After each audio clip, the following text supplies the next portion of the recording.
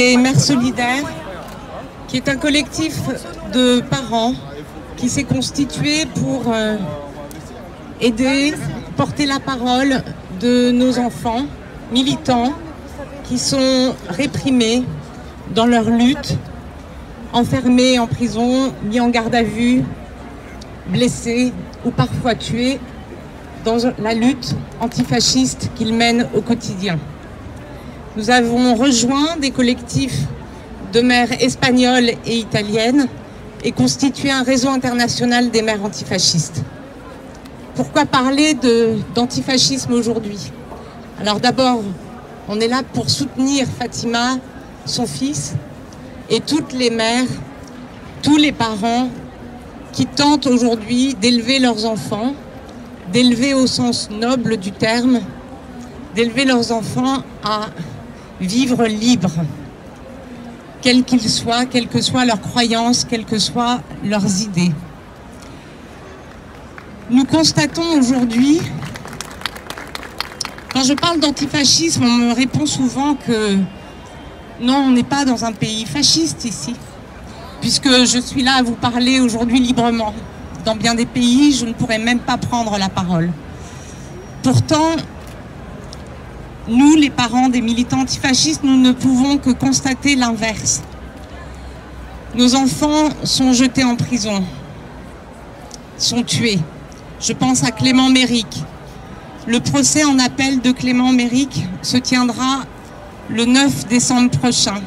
Ces assassins qui ont été condamnés à de la prison sont en liberté aujourd'hui et préparent leur défense, le procès en appel qui va se tenir en décembre. Mon fils, Antonin, est en prison depuis 6 mois maintenant pour ses idées, uniquement pour ses idées, parce qu'il n'y a rien contre lui dans une affaire qui a été montée de toutes pièces, d'une agression, d'une bagarre qui se serait tenue contre des militants fascistes. Les militants fascistes sont en liberté, prennent la parole librement. Les militants antifascistes sont en prison ou sont tués. Je voudrais rappeler le rôle des militants antifascistes dans tous les combats, qu'ils soient auprès des quartiers populaires, auprès des migrants, auprès des gilets jaunes, auprès des syndicalistes, auprès des étudiants, auprès des lycéens et collégiens. Forcément, j'en oublie. Parce que tous ceux qui aujourd'hui veulent défendre leurs droits sont taxés d'être des ennemis de la République. Et il faut rappeler le combat incessant dans l'espace public chaque jour des militants antifascistes et notamment auprès des gilets jaunes pour empêcher l'amalgame que le gouvernement a voulu faire avec l'extrême droite.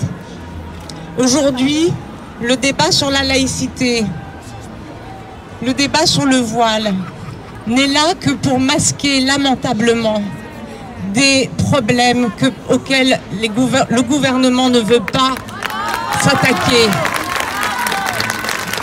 Il n'est là que pour masquer le fait que la pauvreté grandit, que la misère touche de plus en plus d'entre nous, qu'il y a une casse des services publics chaque jour. Et on préfère remettre un débat sur le voile plutôt que de reparler de nos libertés fondamentales.